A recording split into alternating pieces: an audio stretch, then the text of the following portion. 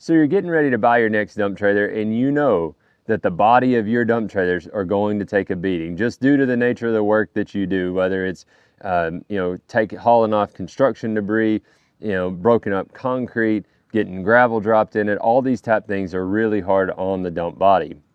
The industry standard for a dump body and the thickness of the sheet metal is 10 gauge material.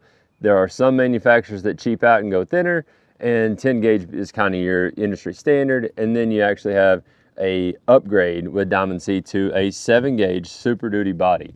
This upgrades your side material and your floor material to 7 gauge, which is roughly 3/16 of an inch thick. Super heavy duty, is built to stand up to those most grueling jobs. 10 gauge covers the majority of the customer base and majority of the jobs, but 7 gauge is where it's at. I call it, like many things, cheap insurance. $300, $400, $500 depending on the height of the side.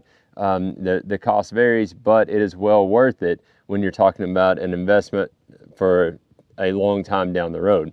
So just as a quick visual, on the sticker, super cool 7 gauge Super Duty body sticker, but when you're on the dealer's lot, you can quickly see that these lines on here, they represent thicknesses of the body. So you have your thinnest line over here, 12 gauge, which is what we say is not acceptable in this class of trailer.